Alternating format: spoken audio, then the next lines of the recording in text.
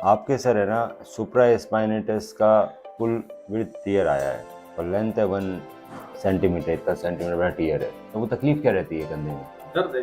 दर्द के अलावा आँख बस से ऊपर नहीं होता। इससे ज़्यादा ऊपर नहीं होता ना।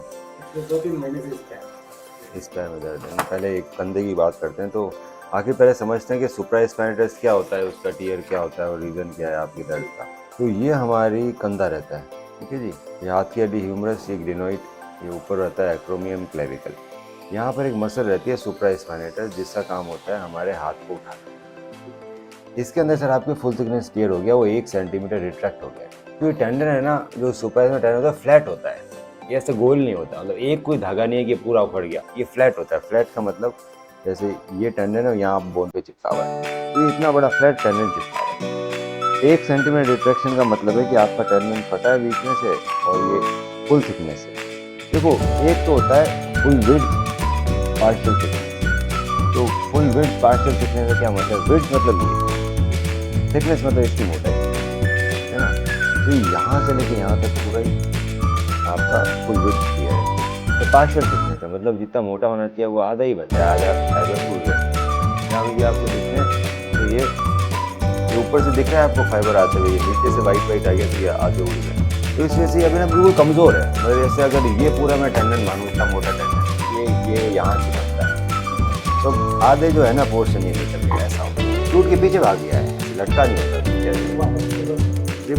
क्या होता है, पीछे मांसपेशी खींच रही है ना इसको, ये आधे फाइबर टूटे और ये टूट गया। यहाँ पर मैं सफेद सफेद दिखाई दे रहा है, इतना ही बचा। अब ये तो सर आप किसी भी दिन टूटे ना, जिस दिन आपको थोड़ा झटका लगा ये पूरा उखड़ जाएगा, ये पूरा उखड़ेगा, आपका हाथ लटक जाएगा, हाथ उठेगा, थोड़ा सा ही बचा है पेपर की तरह, और बहुत बड़ा टीयर है, 1 सेंटीमीटर बड़ा टीयर। अब जिस दिन ये पूरा टूट जाएगा उस दिन एक हाथ उठना बंद हो जाएगा, तो इससे काम ही हाथ उठा। दूसरा को ये ह्यूमरस है ना, ये सुप्रा स्पाइनेटस की छत की तरह रहती है। ये छत चलेगी तो ह्यूमरस ऊपर जाएगी, इसको ओवर ऊपर जाके ऊपर लेती है, फिर नीचे टकराएगी और फिर आगे सेट। दर्द है ना बहुत गुना बढ़ जाएगा। तो इसका बिना ऑपरेशन कोई इलाज, क्योंकि इसमें टीयर बड़ा होता है, इसका टेंडिनोसिस होती है, आर्टिकल टीयर होता है, लगभग कंप्लीट। इसके अंदर इसको फिक्स करना चाहिए। तो इसे फिक्स कैसा करते हैं सर? देखो, 2-3 चीज़ें आपको है ना बहुत इंपॉर्टेंट समझ में आगे फिक्स कैसे किया जाता है। एक तो होता है कि भैया हमारा आर्टिकुलर सरफेस से टीयर हो गया है, ऊपर का सरफेस इंटैक्ट है, बड़ा टीयर है। तो एक तो होता है कि यहाँ पर हमने स्पीकर एंकर डाले, एंकर उसमें धागे निकले हो, एंकर डाले और उसको पकड़। तो उसके लिए मुझे यहाँ से जाना पड़ेगा ना गांठ लेने के लिए। मतलब मैं इस टेंडन में पहुँचूँगा कैसे? मेरे को यहाँ से इंस्ट्रूमेंट लिए गांठ लेना पड़ेगा।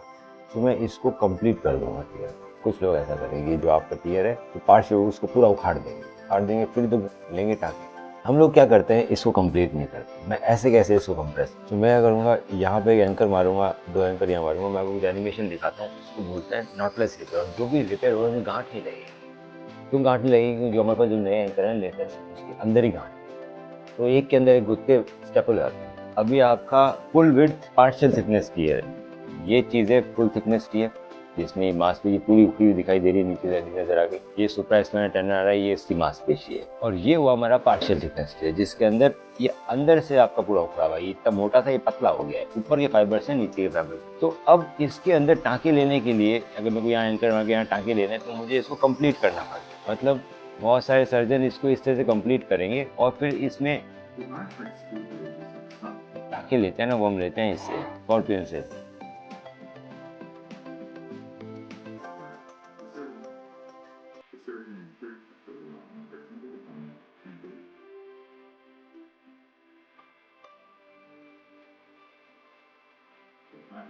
देखिए, ऐसे टाँके लेते हैं, ये इंस्ट्रूमेंट होता है जिससे हम टाँके लेते हैं। मैं एंकर डालूंगा पहले, यहाँ पे इससे धागे निकलेंगे, तो ये टेप वाला एंकर है, इससे हम लोग टाँके लेते हैं।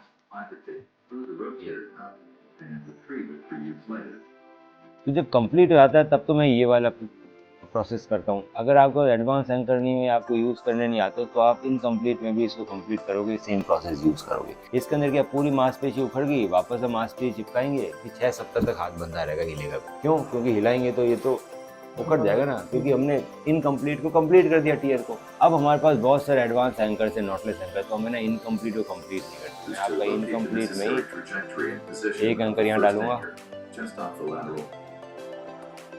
एक है ये ना नॉटलेस एंकर है, इसके अंदर जो गांठ है ना इस एंकर के अंदर ही है। दूसरा एंकर एक और डालेंगे, 2 एंकर डाल दिए। अब इन दोनों एंकर को मैं इंटरलूप करूँगा, आपस में बांध दूंगा। एक इसका धागा ले लिया, एक उसका धागा, दोनों धागा आपस में बांध लिया और सेम वहाँ से लिया। ये इस तरह से ऑटोमेटिक देखें रिपेयर हो गया, अंदर ही गांठ लगी हुई है, तो बाहर नॉटलेस है। और अब ये धागों को हम यहाँ पर लेटरल रो एंकर के थ्रू अंदर डाल देंगे। तो अब क्या हुआ, मैंने आपके टेंडन को पूरा नहीं उखाड़ा, ऐसे कैसे रिपेयर कर दिया। तो क्या है, ये टेंडन यहाँ चिपका हुआ है और जो नीचे से उखड़ा हुआ था वो चिपका है। आप है ना हाथ अपना जल्दी बढ़ा पाओगे। जो तो हम 5-6 महीने में जो ठीक होते हैं, इसके अंदर 1-1.5 महीने में ठीक हो जाएगा। क्यों? क्योंकि हमने आपकी मजबूती है मांसपेशी को, उसको खराब नहीं, उसको और मजबूत कर दिया। तो इसके फटने की और उखड़ने के चांसेस नहीं है अगर मैं हाथ उठाता हूँ। इससे क्या फ़ायदा होगा, आपका कंधा थोड़ा जाम हो रहा है ना, जाम। अगर हम इसको कंप्लीट करके रिपेयर करेंगे नॉर्मल एंकर के साथ, तो 6 सप्ताह तक यूँ रहेगा और जाम हो जाएगा। तो इसको जाम को खोलने में 3-4 महीने और लगेंगे, 7-8 महीने बड़ा परेशान रहता है। इसमें आपका जिस दिन आपका ऑपरेशन हो उस दिन मैं कंधा खोल दूँगा और 7-8-10 दिन में हम वापस कंधा खोल देंगे, आपको खुद आप उठाने लग जाओगे। हमें रेस्ट बहुत कम है, रेस्ट बहुत कम है तो हम जल्दी ठीक होंगे, एक्टिविटी में जल्दी जाएंगे और हमारा कंधा भी जाम नहीं होगा। दूसरा, ये सब दूरबीन की सर्जरी है, कोई ओपन नहीं है, ना तो ब्लड निकलता है, ना कोई छोटे छोटे छेद में। बहुत एडवांस एंकर हैं सारे, आर्थरेक्स अमेरिकन एंकर, इससे बेटर एंकर आते हैं नॉटलेस। कहीं गांठ वगैरह कुछ नहीं, गांठ लगेगी तो ऊपर नहीं चुभ नहीं सकता। सर ये जो चीज़ है ना सुप्रास्पाइनल टेंडन, ये मैक्सिमम ओल्ड एज में ही होता है। क्या होता है, डायबिटीज़ और बाकी ओल्ड एज के कारण हमारे टेंडन डीजनरेट हो जाते हैं, तो बिना चोट के वो फट जाते हैं। तो अब जब उधड़ रहा है, हमें मालूम है उधड़ रहा है, बड़ा टीयर है, बहुत पेन कर रहा है, तो उसको पहले ही चिपका लो। एक बार उधड़ गया फिर उसके बाद ठीक होने में बहुत टाइम होगा। सपोज अगर हम आज इसको ट्रीटमेंट नहीं करते, आज एक छोटी सर्जरी, इसमें टाइम भी कम लगेगा, एंकर भी कम लगेंगे, हाथ भी जल्दी घूम जाएगा।